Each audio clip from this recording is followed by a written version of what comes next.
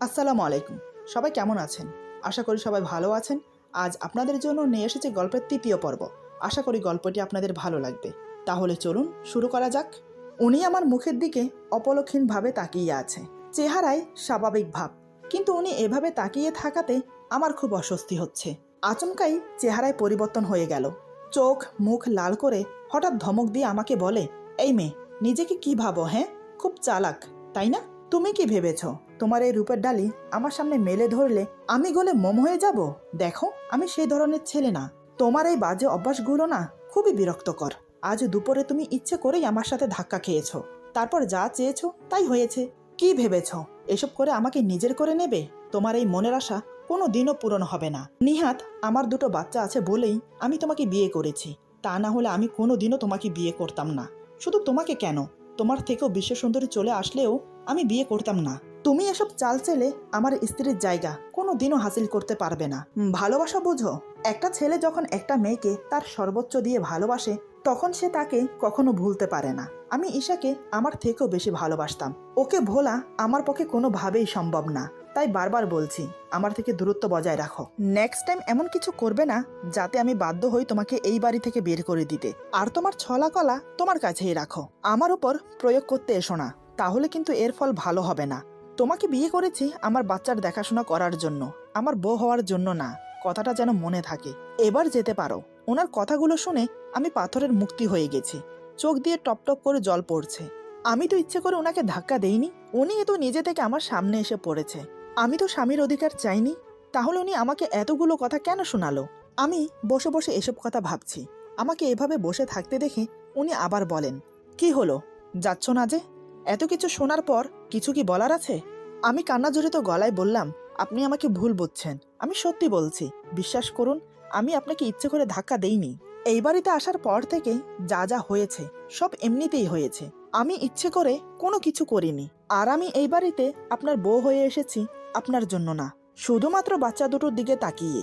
আপনি আমাকে তাড়িয়ে দিলেও আমি এই বাড়ি ছেড়ে কোথাও যাব না। এই বলে আমি চোখের পানি মুছে রুম থেকে বেরিয়ে রান্নাঘরে চলে যাই। সেখানে গিয়ে ইচ্ছে মতো কান্না করি। প্রতিদিন এত অপমান কিভাবে সহ করব? কেনই বা উনি বারবার ইচ্ছে করে আমাকে অপমান করছে? উনি কি চান না আমি এই বাড়িতে থাকি? কিন্তু আমি যে এখন পিছনে ফিরে যেতে পারবো না। আমি যে নিজের ইচ্ছায় এসেছি এখানে, নিজের ইচ্ছায় ওনাকে বিয়ে করেছি, শুধুমাত্র বাচ্চা দুটোর জন্য। আমি যে ওদের মায়ায় পড়ে গেছি, ওদের ছেড়ে যাওয়ার কোনো প্রশ্নই ওঠে না। যাব না আমি। আমাকে তাড়িয়ে দিলেও আমি যাব না। কি ভেবেছেন উনি আমাকে এভাবে অপমান করে এই বাড়ি থেকে তাড়িয়ে দেবে? সে আশা ওনার কোনো দিনও পূরণ হবে না। আমি হতে দেব না। আমার মেয়েদের থেকে আমাকে আলাদা করবে? দেখা যাক না কে কতদূর এগোতে পারে। এসব ভাবতেই মনটা হালকা হয়ে গেল। আমি চোখে মুখে পানি দিয়ে নিজেকে ফ্রেশ করে নিলাম। তারপর বাচ্চাদের জন্য দুধ গরম করে ফিটারে ভরে মায়ের রুমে চলে গেলাম। শাশুড়ি মা আমাকে দেখেই চিন্তায় পড়ে গেলেন। তিনি খুব ভালো করেই বুঝতে পারলেন ওনার ছেলের সাথে আমার কিছু একটা হয়েছে, কিন্তু তিনি আমাকে কি বলে সান্ত্বনা দেবেন সেটাই খুঁজে পাচ্ছে না। তাই চুপচাপ বসে রইলেন। অন্য প্রসঙ্গে আমার সাথে কথা বলতে লাগলেন। রাতে সবাই একসাথে খেতে বসলাম। প্রতিদিনের মতো আমি সবাইকে খাবার বেড়ে দিচ্ছি। ইচ্ছে ছিল শুধু শাশুড়ি মাকে খাবার দিয়ে বসে পড়ব, কিন্তু ব্যাপারটা খারাপ দেখায়, তাই অনিচ্ছা থাকা সত্ত্বেও ওনার প্লেটে খাবার বেড়ে দিলাম। উনি এক নজর আমার দিকে তাকিয়ে খেতে শুরু করলো। আমি কিছু না বলে রান্নাঘরে চলে গেলাম। তারপর ওনারা খেয়ে যে যার রুমে চলে গেল। আমি এসে খেয়ে নিলাম। তারপর সবকিছু গুছিয়ে দুটো ফিটার নিয়ে রুমে চলে এলাম। এসে দেখি উনি খাটে শুয়ে আছেন, পাশে বাচ্চারা ঘুমিয়ে পড়েছে। আমি কোনো কথা না বলে ফিটারগুলোকে টাওয়ালে মুড়িয়ে বালিশের কাছে রেখে শুয়ে পড়লাম। আমাকে এভাবে চুপচাপ শুয়ে পড়তে দেখে ফাহিম বুঝতে পারলো আমি রেগে আছি। সে মনে মনে বলে, সন্ধ্যার দিকে মনে হয় একটু বেশিই বলে ফেলেছি, এমন করে বলা উচিত হয়নি আমার। হয়তো সে ইচ্ছে করে করেনি, আমার বুঝতে ভুল হয়েছে। কিছুক্ষণ নানান কথা ভেবে আমাকে উদ্দেশ্য করে বলে, এই মেয়ে, ঘুমিয়ে পড়েছ নাকি? এই মেয়ে কথাটা শুনে মেজাজ খারাপ হয়ে গেল আমার। কতবার বলেছি আমার নাম আছে, আমাকে শুধু শুধু এই মেয়ে ডাকবেন না। চুপচাপ শুয়ে মনে মনে কথাগুলো ভাবছি। এদিকে উনি আমাকে চুপ দেখে আবার বলে, এই মেয়ে, কি হলো, কথা বলছো না কেন? এবার আমি আর চুপ থাকতে পারলাম না। আমি বললাম, এই যে শুনুন, আমার না একটা নাম আছে, সেটা নিশ্চয়ই জানেন। ফাহিম বলে, জানি তো। তো আমি বললাম, তাহলে নাম ধরে ডাকুন না, কেন শুধু শুধু এই মেয়ে করছেন? ফাহিম বলে, অত নাম ধরে ডাকতে পারবো না, যখন যেভাবে ডাকবো সেভাবে কথার উত্তর দেবে। আমি বললাম, তাহলে কি আমাকে পাগল ছাগল বলে ডাকলেও উত্তর দিতে হবে? ফাহিম বলে, তুমি তো খুব বাচাল, এত কথা বলো কেন? আমি বললাম, বারে, এখন আমি বাচাল হয়ে গেলাম। আমি তো আপনার সাথে কথাই বলছি না। আপনিই তো আমার সাথে আগে কথা বললেন। আমার কথা শুনে ফাহিম মনে মনে বলে, ভেবেছিলাম খারাপ ব্যবহারের জন্য সরি বলবো, এই তো দেখছি পায়ের সাথে পা লাগিয়ে ঝগড়া করতে বসে আছে। আমি বললাম, কি হলো? এই মে করে কেন ডাকছিলেন? কি দরকার বলুন? ফাহিম বলে, ডেকেছিলাম 1 কাপ কফি খাবো বলে, কিন্তু তুমি তো পায়ের সাথে পা লাগিয়ে ঝগড়া শুরু করে দিয়েছো। আমি বললাম, ও, আগে বলবেন তো। এই বলে আমি উঠে চলে গেলাম ওনার জন্য কফি আনতে। কফি খাওয়ার কথা শুনে একটু অবাকই হলাম, কারণ রাতে ঘুমোতে গিয়ে কখনো উনি কফি খান না। আজ হঠাৎ কফি চাইছেন। কে জানে রে বাবা, মানুষের মতিগতি বোঝা বড় দায়। আমি কফি বানিয়ে রুমে এসে দেখি উনি বারান্দায় দাঁড়িয়ে আছেন। আমি গিয়ে বললাম, এই নিন আপনার কফি। ফাহিম আমার দিকে এক নজর তাকিয়ে কফিটা নিয়ে নিল। আমি কফি দিয়ে চলেই আসছিলাম, তখনই ফাহিম বলে, কি ব্যাপার, চলে যাচ্ছ যে? আমি বললাম, কেন, আর কিছু লাগবে? ফাহিম বলে, না, তবে আমার পাশে একটু থাকো, আজ খুব নিজেকে একাকী লাগছে। ওনার কথা শুনে ওনার উপরে থাকা সব রাগ উধাও হয়ে গেল। বুকের ভেতরটা মোচড় দিয়ে উঠল কষ্টে। যতই উনি আমাকে বকা দিক, তবুও তো উনি আমার স্বামী। আমি চুপচাপ ওনার পাশে গিয়ে দাঁড়ালাম। ফাহিম আমার দিকে এক নজর তাকিয়ে বলে, সুন্দর ব্যবহারের জন্য আমি খুবই দুঃখিত। আসলে ওভাবে তোমাকে বলা উচিত হয়নি আমার। জানি না মাঝে মাঝে আমার কি হয়ে যায়, পারলে আমাকে ক্ষমা করো। আমি বললাম, থাক না ওসব কথা, আর এমনিতেও আমি কিছু মনে করিনি। আপনি আমার স্বামী, যদিও আপনি আমাকে স্ত্রী হিসেবে মানেন না, কিন্তু তারপরও আমরা স্বামী স্ত্রী। আমি কোনো ভুল করলে সেটার জন্য আমাকে শাসন করার সম্পূর্ণ অধিকার আপনার আছে। আর একটা কথা, কখনো নিজেকে একাকী বা অসহায় মনে করবেন না, কেননা আমরা সবাই আপনার পাশে আছি। আমাদের 2টো মেয়ে আছে, তাদের কথা ভেবে অন্তত নিজেকে ধুকে ধুকে শেষ করবেন না। আপনার যদি কিছু হয়ে যায় তাহলে আমাদের কি হবে? ততক্ষণে ফাহিমের কফি খাওয়া শেষ হয়ে গেছে। আমার কথার কোনো উত্তর না দিয়ে বলে, রাত অনেক হয়েছে, চলো এবার ঘুমোবে। বুঝতে পারলাম উনি আর কথা বাড়াতে চাইছেন না, তাই আমিও কিছু না বলে ঘুমোতে চলে গেলাম। মনের মধ্যে নানান প্রশ্ন উকিঝুঁকি মারছে, কিন্তু তার কোনো উত্তর খুঁজে পাচ্ছি না। মাঝে মাঝে লোকটাকে আমি ঠিক বুঝে উঠতে পারি না, এই ভালো কখন আবার এই খারাপ। মনে হয় ওনাকে বুঝে উঠতে আমার সারা জীবন লেগে যাবে। আমি খাটের এক পাশে শুয়ে মনে মনে কথাগুলো ভাবছি, অপর পাশে উনি শুয়ে আছেন, মাঝখানে আমাদের 2 মেয়ে। কি মনে হতেই একবার ওনাকে দেখে নিলাম, দেখে উনি অন্যদিকে ফিরে শুয়ে আছেন। হালকা নিঃশ্বাসের শব্দ ভেসে আসছে, বুঝতে পারলাম উনি ঘুমিয়ে গেছেন। আমি অন্যদিকে ফিরে ঘুমানোর চেষ্টা করলাম। কিছুক্ষণের মধ্যেই 2 চোখ জুড়ে ঘুম নেমে এলো। সকালে ওনার আগে আমার ঘুম ভাঙলো। বিছানা ছেড়ে উঠে ওয়াশরুমে চলে গেলাম ফ্রেশ হতে। কিছুক্ষণ পর ওয়াশরুম থেকে বেরিয়ে দেখি মেয়েগুলোর গায়ে থেকে চাদর সরে গেছে। যেহেতু উনি ঘুমোচ্ছেন তাই আমি পাশ ঘুরে গেলাম না, ওনার উপর দিয়ে ঝুঁকে মেয়েদের গায়ে চাদর টেনে দিতে লাগলাম। কিন্তু বিধিবাম, যেই না আমি ঝুঁকেছি হঠাৎ উনি নড়ে চড়ে ওঠে। এটা দেখে আমি তৎক্ষণাৎ সরে আসতে চাইলাম, কিন্তু হাতের ভার সামালতে না পেরে ওনার উপর পড়ে যাই, আর উনি সেই সুযোগে আমাকে শক্ত করে জড়িয়ে ধরে নিজের বুকের সাথে মিশিয়ে নিল। ঘটনাটা এত তাড়াতাড়ি হয়ে গেল যে নিজেকে সরিয়ে আনার চেষ্টা করেও ব্যর্থ হলাম। এদিকে উনি আমাকে বুকে নিয়ে চাদর দিয়ে আমাকে ঢেকে দিল। এক পা আমার পায়ের ওপর তুলে দিয়ে 2 হাতে আমাকে শক্ত করে বুকের সাথে জড়িয়ে রাখলো। টুপ করে আমার মাথায় একটা চুমো দিয়ে আমার কপালে আরেকটা চুমো দিল। ওনার শরীরের উষ্ণতাপে আমার শরীরে অন্যরকম একটা অনুভূতি ছেয়ে যাচ্ছে। আমিও স্থির হয়ে চুপটি করে ওনার টি-শার্ট 2 হাতে খামচে ধরে মুখ গুজে দিলাম ওনার বুকে। উনি আমার কপালে আরেকটা চুমো দিয়ে বলে, কেন দূরে দূরে থাকো ঈশা? আমাকে কষ্ট দিয়ে কি মজাটা পাও তুমি? আমি তোমাকে কতটা ভালোবাসি, তুমি কি সেটা বোঝো না? কেন বারবার কষ্ট দিচ্ছ আমাকে? আজ আমি তোমাকে আর ছাড়বো না। আজ আমি আমার সবটুকু ভালোবাসা তোমাকে উজাড় করে দেব। উনি বিড়বিড় করে আরো অনেক কথা বলছে। আমি ভেবেছিলাম উনি আমাকে ইভা মনে করেই আমাকে আদর করছে, কিন্তু এ কি, উনি তো ঈশা আপুর নাম নিচ্ছে। তার মানে উনি ঘুমের মধ্যে আমাকে ঈশা মনে করে জড়িয়ে ধরেছে। ব্যাপারটা বুঝতে পেরে মনে মনে খুব কষ্ট পেলাম। অজান্তেই 2 ফোঁটা চোখের জল গড়িয়ে পড়ল। আমাকে বুকে নিয়ে আমার নাম উচ্চারণ না করে অন্য কারোর নাম তিনি মুখে নিচ্ছেন। এটা শুনে নিজেকে স্থির রাখতে পারছি না। যদিও ঈশা আপু বেঁচে নেই, কিন্তু স্বামীর বুকে মাথা রেখে যখন অন্য কারোর নাম শুনতে হয় তখন কষ্টে আর যন্ত্রণায় বুকের ভেতরটা ফেটে যায়। একমাত্র মেয়েরাই বোঝে এমন পরিস্থিতিতে কেমন লাগে।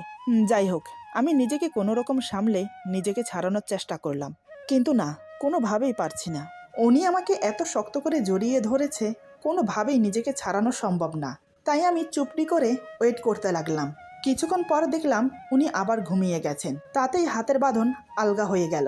আমি ধীরে ধীরে নিজেকে ছাড়িয়ে নিলাম। মনের দিক দিয়ে আমি খুব ভেঙে পড়েছিলাম তখন। মেয়েগুলোর গায়ে চাদর দিয়ে গুটি গুটি পায়ে বেরিয়ে গেলাম রুম থেকে। আজ ওনার ছুটি, অফিসে যাবে না, তাই আমিও আর ওনাকে ঘুম থেকে ডাকলাম না। নিজের কাজে ব্যস্ত হয়ে গেলাম। হাতের কাজ শেষ করে বারান্দায় বসে কানে ইয়ারফোন গুজে মনে সুখে গান শুনছি আর এক মগ কফি খাচ্ছি। হঠাৎ অনুভব করি পিছন থেকে কে যেন চুল টানছে। তাই ঘাড় ঘুরিয়ে তাকাতেই দেখি মিস্টার ফাহিম রাগী মুখ নিয়ে আমার দিকে তাকিয়ে আছে। আমি সাথে সাথে ইয়ারফোন খুলে বললাম, কি ব্যাপার, চুল টানছেন কেন? ফাহিম রাগী ভাব দেখিয়ে বলে, তোমাকে যে আমি এখনো বারান্দা থেকে নিচে ফেলে দেইনি, এটা তোমার কপাল বলো। আমি ভুরু কুচকে বললাম, সাত সকালে আমি আপনার কি ক্ষতি করেছি? হ্যাঁ। ফাহিম বলে, কি করনি সেটা বলো। কতক্ষণ ধরে তোমাকে ডাকছি, কোনো সারা শব্দ নেই। মহারানী এখানে বসে গান শুনছে। আমি বললাম, ডেকেছেন কেন? ফাহিম বলে, আমার সম্পর্কের একটা ভাই হয়, সে এসেছে, কয়েক মাস হয়তো আমাদের বাসায় থাকবে। আমি বললাম, ভালো তো। ফাহিম বলে, তুমি গিয়ে দরজা খুললে হয়তো আরও ভালো হতো। এখন ভালো হয়নি, সাত সকাল আমার ঘুমটা মাটি করে দিল ফোন দিয়ে। আমি বললাম, ভালো হয়েছে। ফাহিম বলে, আবার? আমি বললাম, মা ডাকছে, আমি গেলাম। এই বলে বারান্দা থেকে চলে না আসলে আজকে এমন ঝগড়া লাগতো যে আশেপাশের মানুষ এক জায়গায় জড়ো হতো। তার চেয়ে ওনার কাছ থেকে দূরত্ব বজায় রাখা ভালো। আমি নিচে এসে সব রান্নাবান্নার কাজ সেরে রেখেছি। শাশুড়ি মার পায়ে ব্যথা, তাই তার রুমে খাবার দিয়ে এসে ডাইনিং টেবিলে খাবার সাজিয়ে ফাহিমকে ডাকতে যাওয়ার আগেই সে হাজির হয়েছে। সাথে তার দুঃসম্পর্কের ভাই সেও এসেছে। তাকে দেখিয়ে বলে, এ হলো তমাল, আমার ভাই হয়। আমি বললাম, জি, আসসালামু আলাইকুম। তমাল আমার দিকে অবাক চোখে তাকিয়ে বলে, ওয়ালাইকুম সালাম ভাইয়া, নতুন ভাবি দেখতে বেশ সুন্দরী। তমালের কথায় ফাহিম কিছু বলল না। আমি বললাম, আচ্ছা আপনারা বসুন, খেয়ে নিন। ফাহিম বলে, তুমি খাবে না? আমি বললাম, পরে খাবো। ফাহিম বলে, মাহিরা মাইশা ঘুম থেকে উঠে গেলে তোমার খেতে অনেক দেরি হবে, তার থেকে ভালো এখন খেয়ে নাও। আমি বললাম, এই বলে ফাহিমের কথা মতো খেতে বসেছি। ফাহিম আর তমাল কথা বলে যাচ্ছে আর আমি চুপচাপ খাবার খাচ্ছি। কিন্তু কয়েকবার মনে হলো আমার পায়ে কিছুতে যেন খোঁচা লাগছে, হয়তো বিড়াল হবে। তবে এই বাসায় তো বিড়াল নেই, তাহলে কি উনি খোঁচা দিচ্ছেন? কিন্তু উনি এমন করবে বলে তো মনে হয় না। তাও আমি জিজ্ঞেস করলাম, বাসায় কি বিড়াল আছে যে আমার পায়ে খোঁচা দিচ্ছে? ফাহিম বলে, কই না তো। আমি বললাম, তাহলে আপনি দিয়েছেন। ফাহিম বলে, না, কোনো দরকার হলে তোমাকে বলবো, এসব খোঁচাখুচি কেন করব? আমি বললাম, ও। মনে মনে ভাবতে লাগলাম, আমরা তিনজন ছাড়া এখানে আর কেউ নেই, তাহলে কি তমাল এরকম করেছে? কিন্তু ও কেন এমন করবে? দেখে তো মনে হয় ভালো ছেলে। খাওয়া দাওয়া শেষ করে ফাহিম কাজ আছে বলে বাইরে চলে গেল। আমি নিজের রুমে মাহির আর মাইশাকে খাইয়ে দিয়ে আমার পাশে শুয়ে রেখেছি। সকাল সকাল ঘুম থেকে ওঠার কারণে এখন অনেক ঘুম পাচ্ছে, তাই ভাবলাম এই সময়টাই একটু ঘুমিয়ে নেওয়া যাক। এই ভেবে বাচ্চাদের পাশে শুয়ে পড়লাম। চোখে ঘুম লেগে যাচ্ছে। ঠিক সেই সময় কেউ বলে ওঠে, ভাবি, আপনাকে খুঁজে বেড়াচ্ছি আর আপনি ঘুমোচ্ছেন। আমি তাড়াতাড়ি গায়ে ওড়না দিয়ে উঠে বসে দেখি তমাল। আমি বললাম, আপনি কি জানেন না কারো রুমে ঢোকার আগে দরজা নক করতে হয়? তমাল বলে, ভাবির সাথে দেবরের সম্পর্কে এত ফর্মালিটি দরকার হয় না। আমি বললাম, সেটা আপনার অন্য ভাবিদের সাথে করবেন, আমার সাথে না। তমাল বলে, আরে মিষ্টি ভাবি, রেগে যাচ্ছেন কেন? আমি বললাম, আমাকে কেন খুঁজছেন সেটা বলুন। তমাল বলে, এই তো একটু গল্প করার জন্য। আমি বললাম, ও আচ্ছা। তমাল বলে, ভাইয়ের সাথে আপনার সম্পর্ক ঠিক স্বামী স্ত্রীর মতো না, কি তাই না? আমি বললাম, আমরা স্বামী স্ত্রী হলে সম্পর্ক অন্য কিছু হবে কেন? তমাল বলে, এত ধাজ নিয়ে কথা বলা ঠিক না, মিষ্টি চেহারায় মিষ্টি করে কথা বলতে হয়। আমি বললাম, আপনার সাথে পরে কথা হবে, এখন আপনি যান। তমাল বলে, আচ্ছা, পরেই না হয় আসবো। এই বলে তমাল চলে গেল। তমাল রুম থেকে বের হওয়ার পর আমি দরজা লক করে দিলাম। এখন বুঝতে পেরেছি খাবার টেবিলের কাজটা তমাল করেছে। ওর কথাবার্তা ভালো না, তেমন চোখের চাহনি বড্ড খারাপ। খাবার টেবিলের কথা মনে পড়তেই রাগে গা জ্বলে যাচ্ছে। সারাদিনে কাজে না থাকায় রুমে থাকতে পেরেছি। সন্ধ্যার দিকে ফাহিম অনেকগুলো ফুচকা হালিম নিয়ে বাসায় ফিরেছে। তারপর সবাই একসাথে বসে খাচ্ছি। তখনই ফাহিমের অনেক ঝাল লাগে, তাই সে পানি নিয়ে আসতে গেল। সাথে শাশুড়ি মাও আমার হয়ে গেছে বলে নিজের রুমে চলে গেল। সেই ফাঁকে তমাল হঠাৎ করে আমার হাতের ফুচকাটা ওর মুখে নিয়ে নিল। এটা দেখে আমার খুব রাগ হলো। আমি বললাম, প্লেটে ফুচকা রাখা আছে, সেটা না খেয়ে আমার হাতেরটা নিয়েছেন কেন? এরকম অসভ্যতা আমি একদম পছন্দ করি না। তমাল বলে, পছন্দ করো না ঠিক আছে, তাহলে কি করবে? ভাইয়াকে বলে দেবে? দাও। আমি বললাম, হ্যাঁ অবশ্যই বলবো। তমাল মুচকি এসে বলে, বলে দেখো, বিশ্বাস করবে না। এরই মধ্যে ফাহিম পানি নিয়ে আসলো। আমারও ঝাল লেগেছিল, তাই এক গ্লাস পানি ঢেলে খেতে লাগলাম। এই সুযোগে তমাল বলে, ভাবির এত ঝাল লেগেছে, তাও কিন্তু ফুচকা খাওয়া ছাড়েনি, এমনকি আমার হাতেরটাও নিয়ে খেয়েছে। তমালের কথা শুনে মন চাচ্ছে ওর গালে একটা থাপ্পড় বসিয়ে দেই, কিন্তু না, ফাহিম ওকে ভালো ছেলে বলে জানে। আমি কোনো কথা বললাম না, চুপচাপ সেখান থেকে রুমে চলে আসলাম। অতীত ভুলে নতুন করে সংসার শুরু করেছি, কিন্তু তাও বিপদ আমাকে ছাড়ে না। কী করে যে তমালের খারাপ উদ্দেশ্য সবার সামনে প্রকাশ করব ভেবে পাচ্ছি না। ফাহিমকে বলতে খুব ভয় লাগছে, যদি আমাকে ভুল বোঝে খুব অস্থির লাগছে, তাই বারান্দায় গিয়ে পায়চারি করছি। বেশ কিছুক্ষণ পরে ঠিক করলাম ফাহিমকে গিয়ে সব বলে দেব। এই ভেবে রুমে গিয়ে দেখি উনি ঘুমাচ্ছেন, আর কিছু বলা হলো না। আমি আর বেশি চিন্তা ভাবনা না করে ঘুমিয়ে পড়লাম। সকালে ঘুম থেকে তাড়াতাড়ি উঠে ফ্রেশ হয়ে শাশুড়ি মায়ের সাথে বসে কাজ করছি। তখন মাকে জিজ্ঞেস করলাম, আচ্ছা মা, এই তমাল ছেলেটা কেমন? মা বলে, শুনেছি তো ভালো, আমি ওকে আমাদের বাসায় রাখতে চাইনি, কিন্তু ওর বাবা অনেকবার বলেছে রাখতে। আমি বললাম, মা একটা কথা বলবো? মা বলে, হ্যাঁ বলো। আমি বললাম, ও খুব খারাপ ছেলে। তারপর তমাল যা যা করেছে সব মাকে বললাম। আমার মুখে সব শুনে মা তো রেগে মেগে আগুন। মা বলে, আমি এক্ষুনি ওর ব্যবস্থা করছি, দাঁড়া।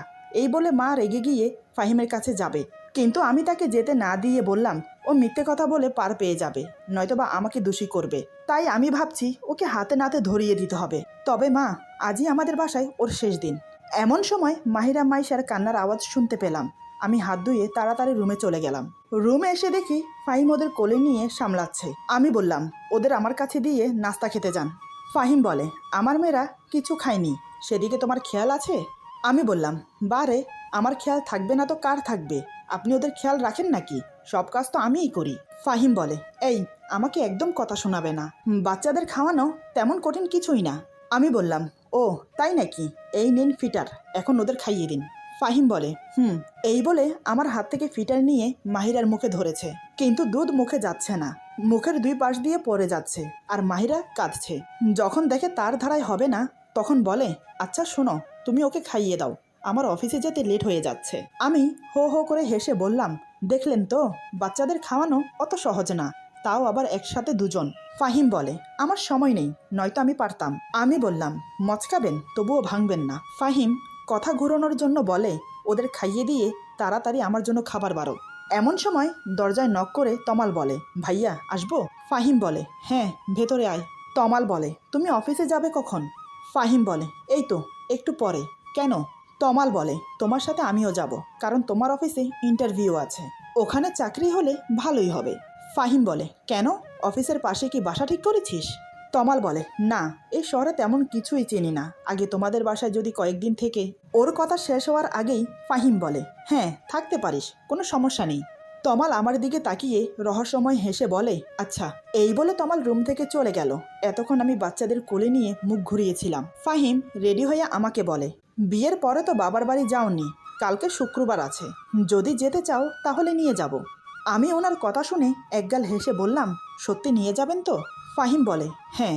আমি বললাম, আমি কিন্তু কয়েকদিন থাকবো। ফাহিম বলে, মানে? তুমি কয়েকদিন থাকলে আমার মেয়েদেরকে কে দেখবে শুনি? আমি বললাম, ওদের আমার সাথে নিয়ে থাকবো। ফাহিম বলে, না, সকালে যাব আবার বিকেলে চলে আসব। আমি বললাম, না, এমনটা হয় নাকি? এতদিন পরে যাব আর 2 দিন থাকবো না? আমি কিন্তু 2 দিন থাকবো, তাও বাচ্চাদের নিয়ে। ফাহিম বলে, তাহলে যাওয়ার দরকার নেই। কথাটা বলে রুম থেকে হন হন করে বেরিয়ে গেল। আমি তো ওনার কথা শুনে অবাক হয়ে তাকিয়ে আছি। এভাবে কেউ কাউকে মুখের উপর না বলে। তবে ওনার কথা শুনে এটা বুঝলাম উনি আমাকে যেতে দেবে না। আমিও আর রুমে বসে না থেকে ওনার পিছন পিছন গেলাম। তারপর ডাইনিং টেবিলে সবাই একসাথে বসে খাচ্ছি। তখনই হঠাৎ ফাহিম মাকে বলে, মা, কালকে আমরা সবাই ইভার বাবার বাড়িতে যাব। মা বলে, আমার যাওয়ার দরকার নেই, তোরা যাস। ফাহিম বলে, না, সবাই যাব। তারপর তমালের দিকে তাকিয়ে বলে, তুইও যাবি? তমাল বলে, আচ্ছা ভাইয়া, আমি তো অবাক ওনার কথা শুনে। দেখলেন তো, আমি বলেছিলাম না, এই লোকটাকে বোঝা বড় দায়। এই তো একটু আগে রুমে আমাকে বলল যাওয়ার দরকার নেই, এখন আবার বলছে কাল যাবে। কি আজব রে বাবা। এতক্ষণ আমি অবাক হয়ে ওনার দিকে তাকিয়েছিলাম। হঠাৎ আমার চোখ পড়ল তমালের দিকে। দেখি তমাল বজ্জাত হারামি আমার দিকে তাকিয়ে মুচকি হাসছে। ওর হাসির পিছনে লুকিয়ে আছে খারাপ উদ্দেশ্য, কিন্তু সেটা হতে দেওয়া যাবে না। হঠাৎ অনুভব করি আমার পায়ের উপর কেউ পা রেখেছে। কেউ বলতে এটা তমাল ছাড়া আর কেউ না। তাই আমিও পা সরিয়ে একটা লাথি মারি ওর পায়ে। তমাল ব্যথায় চেঁচিয়ে বলে, উফ, পা মনে হয় গেল। ফাহিম বলে, তমাল তোর কি হয়েছে? তমাল বলে, না ভাইয়া, কিছু না। ফাহিম বলে, তুই কি ব্যথা পেয়েছিস?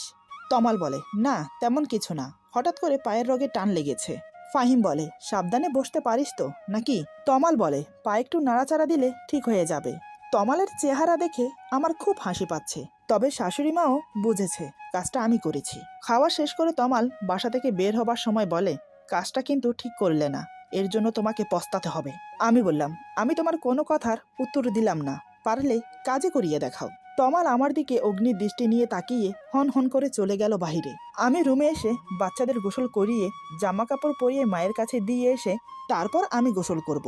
এই ভেবে ওদের গোসল করিয়ে কাপড় পরিয়ে যেই না মাকে দিয়ে আসতে যাব, তার আগেই মা রুমে আসে ওদের নিতে।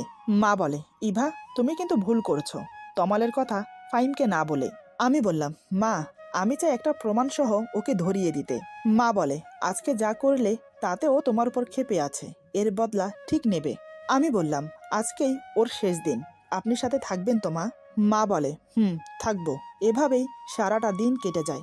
সারাদিনে তমাল বাসায় আসেনি। এদিকে আমি অপেক্ষা করে আছি কখন বাসায় আসবে। সন্ধ্যার দিকে ফাহিমের সাথে তমাল বাসায় আসে। মুখ দেখে মনে হয় চাকরি হয়নি। আমি তো খুব খুশি হয়েছি। প্রায় আধা ঘন্টা পর আমি তমালের রুমে গেলাম এক গ্লাস পানি নিয়ে।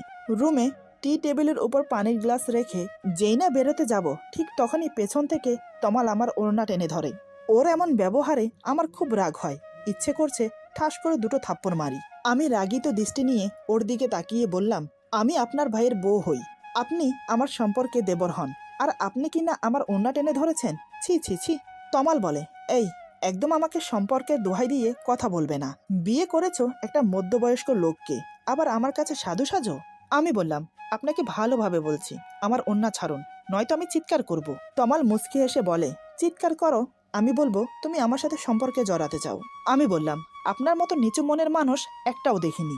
তমাল বলে, তোমার জন্য নিচু মনের মানুষ হতে হয়েছে। তুমি জানো, প্রথম যেদিন তোমাকে দেখেছি সেদিন থেকে তোমাকে পাওয়ার জন্য মন হাহাকার করছে। তোমাকে ফাহিমের সাথে দেখতে পারি না, ও তোমার থেকে বয়সে অনেক বড়। আমি তোমাকে খুব সুখে রাখতে পারবো, যা ফাহিম কখনো পারবে না। তুমি রাজি হয়ে যাও, আমরা অনেক দূরে চলে যাব। ওর কথা শুনে আমি আমার রাগটা কন্ট্রোল করতে পারলাম না। দুই গালে ঠাস করে থাপ্পড় লাগিয়ে বললাম, তোকে এই কয়দিন অনেক সম্মান দিয়েছি, কিন্তু তুই সম্মানের যোগ্য না।